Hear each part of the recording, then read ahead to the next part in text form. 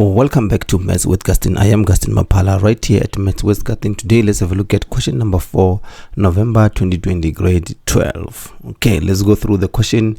In the diagram M, okay, we see M is right here. Looks like this is the center. It's M, is 3 is to negative 5, is the center of the circle. Okay, circle having Pn, there's our Pn there. Okay, great stuff.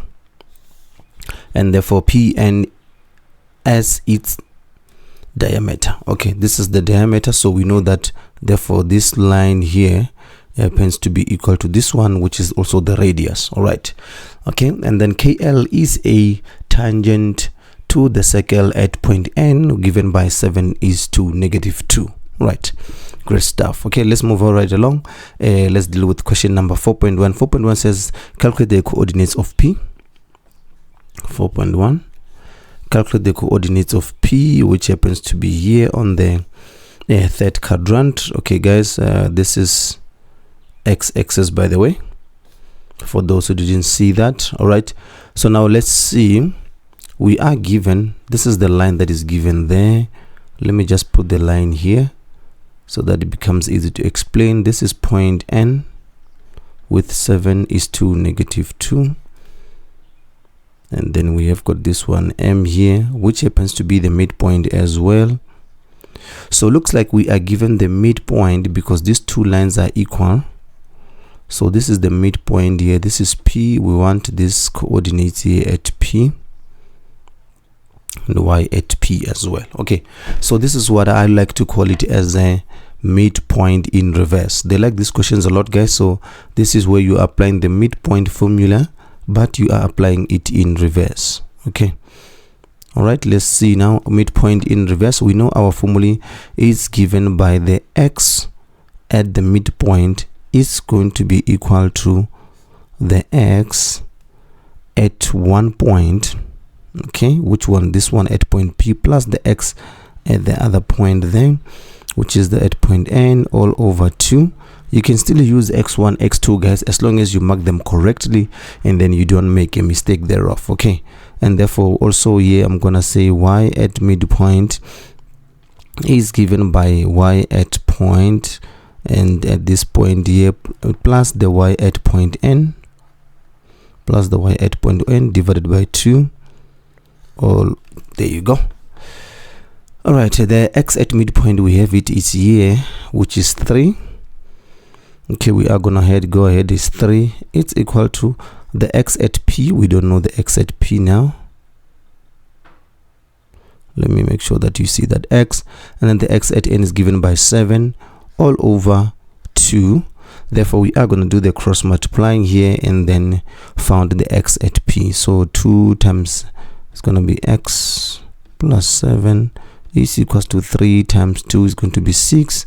Therefore xp is going to be 6 minus 7, which is going to be x minus 1. Okay, great stuff. So let's come here into y again.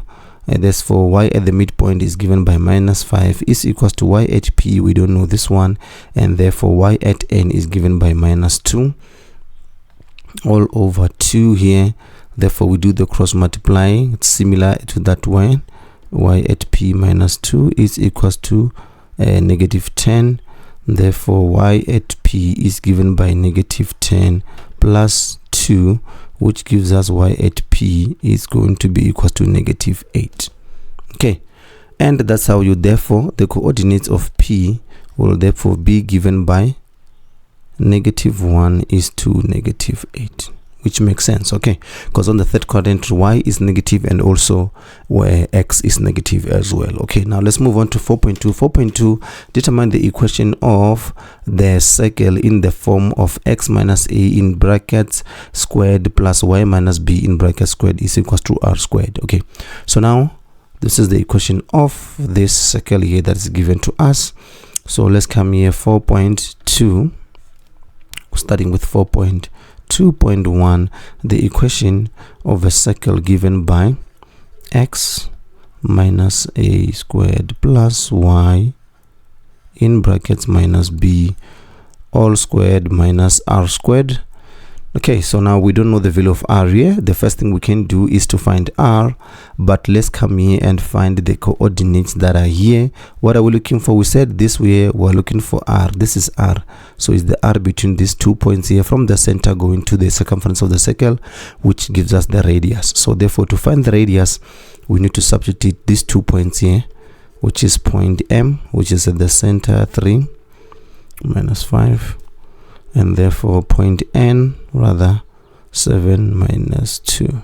Okay, there you go. So we are going to substitute them here. Center, remember, is represented by A and B. So A and B here in this equation represent the center. Okay, so A and B is our center of the center points, and then this could be just any points on the circle, right? So let's go ahead, substitute the center first, or we substitute it all together. Any point on the circle, we are going to use this point N, since N is given, so it's going to be 7. Okay, and then x at the center is going to be minus 3 all squared plus y at the point is minus 2, and then y at the center is minus into minus 5. Look how did I treat the minus there, guys. I didn't just ignore it, did account for it as well. All squared, all is equal to r squared. Okay, so therefore if you punch all of this in your calculator, guys, you are in grade 12 now. So just gonna assume that you know how to do that. Punch that into your scientific calculator. You should therefore get r squared to be I'm getting 25. Please double check if you get 25 as well.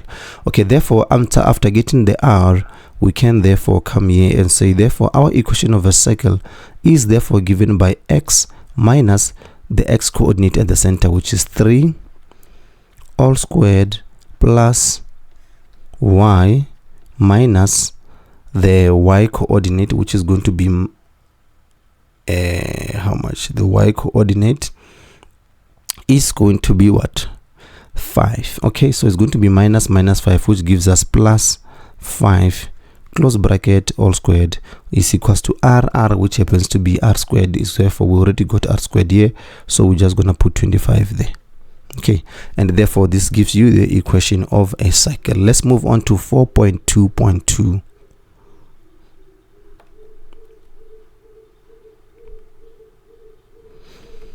Okay, let's move on to question 4.2.2. Okay, there we go. Question 4.2.2 said KL, we need to calculate KL in the form of YM. So KL is the equation of this line here. So KL is the equation of this line here. All right, so we've got one point here, and then we've got another point there, which are given, but we know that if we can find the gradient of MN, it should therefore be perpendicular to KL. Let me write down here what I'm saying. Okay, for 4.2.2, we know that if we get the gradient of MN, it should be perpendicular to the gradient of KL. Why are we saying that? Because ML is the radius, so therefore because KL is the tangent, is written here. KL is the tangent to the circle. All right. Okay, therefore a tangent is always perpendicular to the radius. Okay, so therefore let's go ahead and find the radius of MN, and we already know the relationship between perpendicular lines. Okay. Okay, let me see now. Okay, let's get the coordinates here. Okay, we're going to say y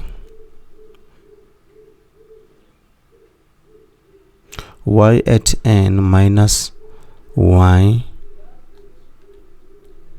at m all over x at n minus x at m.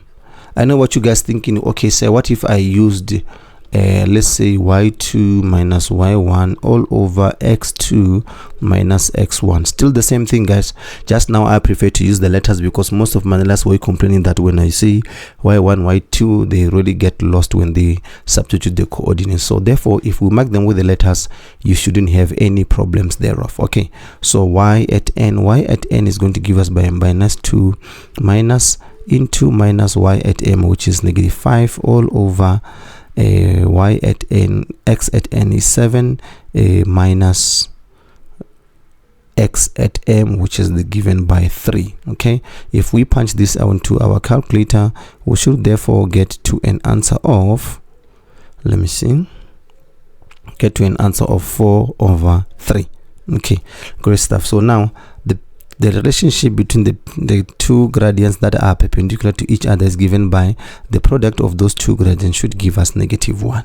So therefore, with that, we have got 3/4 multiplied by the gradient of KL, which we don't know, is equals to -1, which this one therefore will give us, let me see, okay, which therefore MK will be given by, you just divide both sides, or you multiply both sides by 4/3, multiply both sides by 4/3, which therefore gives us -4/3. Okay, therefore that's that will be therefore be our new gradient for this line here that we are working on, for this line here. Okay, so now we come here and use our my favorite equation rather to find the equation.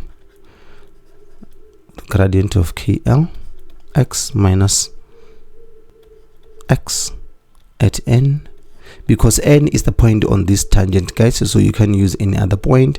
So therefore we are going to come here and say y minus y at n, which is -2, is going to give us the gradient of -4/3 x minus y at n, which is 7. Therefore, let me just put a line here so that you guys don't get confused. Okay, I'm gonna come continuing here. So therefore this is going to be y +2, y +2. Okay, and then therefore I'm gonna do cross multiply here, remove the bracket, 1/3x plus 4 times 7 is going to be 28/3.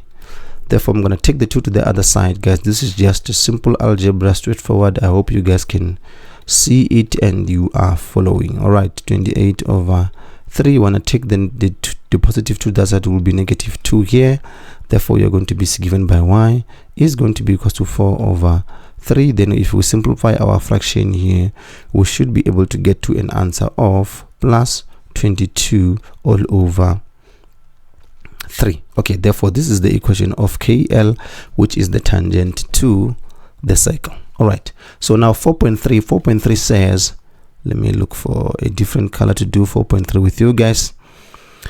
4.3 said, for which values of k will y minus 4/3x plus k be a secant to the circle? All right, okay, so now we need to come here, we look for a different color that will be able to solve this question, guys. I know you guys said I use the red color on all the questions, so you want to see the questions differently, so here we go. All right, for 4.3, guys, we are looking at this point here. We have calculated this point P before, and the coordinates was given by -1 is to -8. So now what we are looking for, we're looking for that, ne?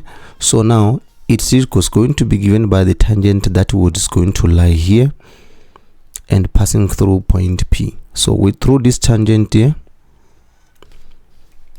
doesn't look like a tangent, guys. Please note, I don't know how to get the ruler on this thing, okay, but please just bear with me. I'm gonna try to just get a line, straight line here. Yes, so on this line here, the tangent line. So now therefore on this line there, we are given this equation of KL. So now we already know what to do with this equation. So the only thing that we need to do is to take this point P, okay, because basically the secant is different to the tangents on the other side. Okay, so now what you do now, you substitute these values here to find the values of K into this equation there, your x and y. So now we are going to substitute them here into this equation here, so that we found the value of K as asked by the question here. Okay, so now 4/3x plus k. So you are gonna come here and say -8 is equals to -4 over 3 into minus 1 is equal to plus k.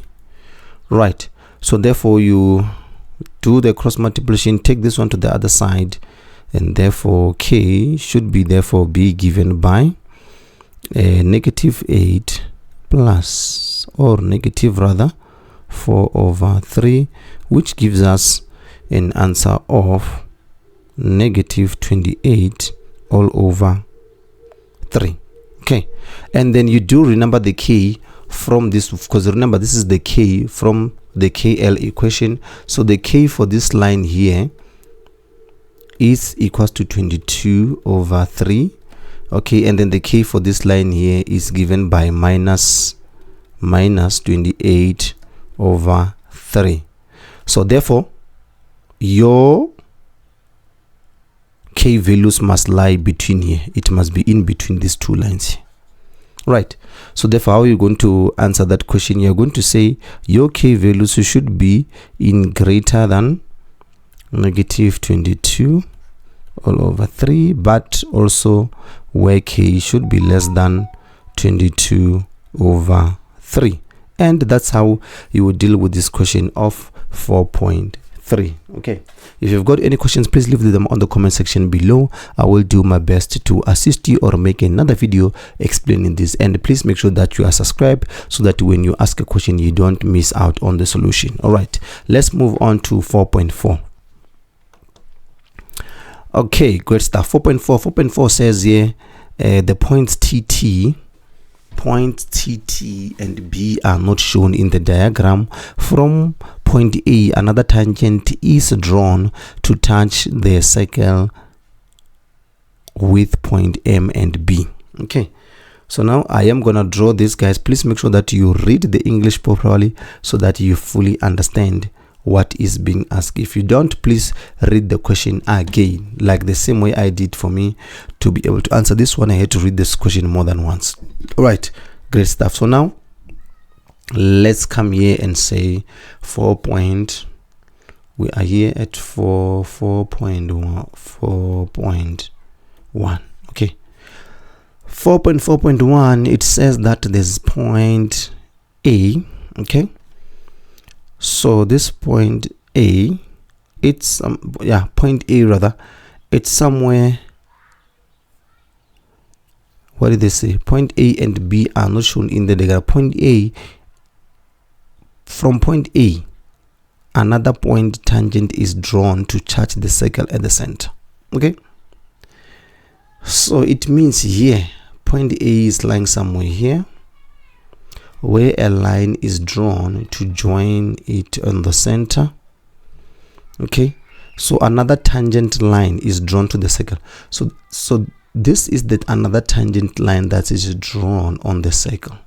Okay, another tangent line is drawn on the circle. There you go. Okay, which gives out B. All right, guys, and therefore you are gonna have this line here, which is therefore our radius and is perpendicular to the to this circle rather. Okay, so now with that said, let's say they said they will show that the length of tangent AB is given by square root of 2t squared plus 4, and also plus 4t plus 9 as well. Okay, all right, now we need to come here and say, okay, with that we need to show what AB is here. Okay, so now we're looking at this here. We already know what is this here, because this is here, it's our radius, and this is our radius, and we know that we did calculate our radius here previously. It was given by square root of 25. So therefore even here it's our radius is going to be given by square root of 25. Okay, very, very crucial. So if we have that here, okay, if we already have that, so therefore the coordinates of A, they are given by TT as shown there by this equation here. The coordinates are given by T. Okay, so now with that said, so if we've got the two coordinates here, okay, we can easily be able to find our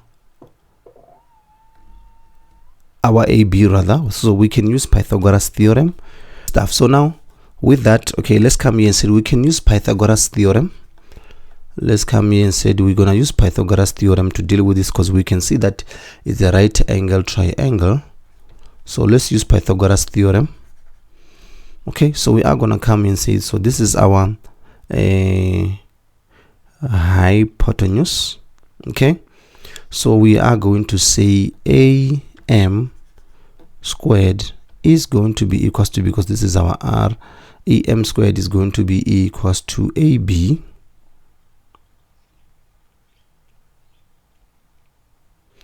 is going to be equals to AB squared plus BM squared. Okay, it's going to be BM squared. All right, so therefore what are we looking for? We are looking for AB. Okay, so we need to prove the AB. So we are gonna take this BM to that side. Therefore we're gonna be left with AB is equal to AM squared minus BM squared. Okay, therefore we're just gonna have to come here and substitute our coordinates and say, okay, AM is this one here, AM squared. We can therefore use the distance formula. Okay, let's use the distance formula here. We have got AM there. If you use the distance formula, you're gonna come here and say, okay, you know what the distance formula says, most guys, is x1. Okay, it's going to be x2 minus x1 squared minus y2 minus y1 all squared. Okay, this is just for AB. Okay, I'm gonna say minus, now this one is for BN. Okay, so BN, we already know what BN is. BN is a radius which is given by the square root of 25, which is therefore 5. Okay, so now let's substitute this one here. Let's see, x1 minus x2 is just gonna be t minus 3 all squared minus y, which is just going to be t minus into minus 5, which is going to give us plus 5 here. Okay, squared minus 25. We're gonna come here, expand this one all together. Guys, this is going to be t minus 3 t, let me see, t minus 3, okay, minus into t plus 5 here, close bracket, all squared. Okay, maybe I should have just expanded it. Anyway, let me just expand this one. So clar plus 5, and therefore t plus 5 all minus 5 here. All right, so let's remove the bracket. T squared, I'm doing binomial guys, removing the bracket here altogether. T squared minus 6t plus 3 times 3 is going to be 9 minus t squared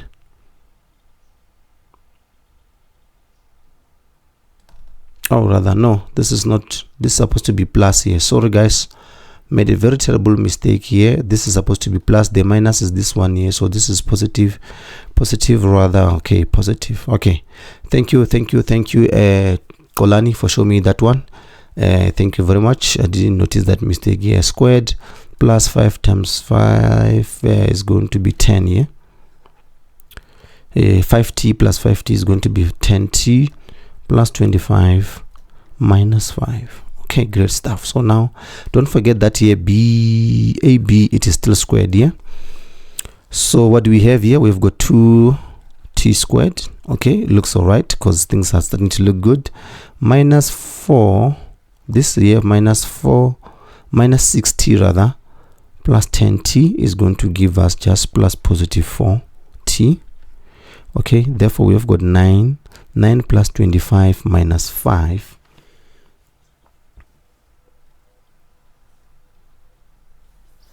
Excuse me, what have I done here? Okay, all right, this one here shouldn't have a square root because it's squared already. Okay, so I substituted it wrong, therefore it's gonna make my answer wrong. So therefore this should be 25 all the way, because this is r squared. So I thought I substituted initially, I substituted r only. So that was my terrible mistake right there. So it's supposed to be 25 here, therefore which makes 25 minus 25, this would cancel out, leaving us with positive 9. Okay, taking us back here. Yeah, I had to look at that one, guys, before I can let it go, because I can see that 9 plus 25 was not gonna give us 9 there. So therefore which gives us takes us to our correct answer here. AB is equals to square root of 2t squared plus 4t plus 9. Okay, great stuff. So now with that said, let's move right along to 4.4.2. I hope you guys really understood this, guys. If you don't understand, please let me know on the comment section below. Okay, now let's move on to our next example here. It is they want us to determine the minimum length of AB. Wow.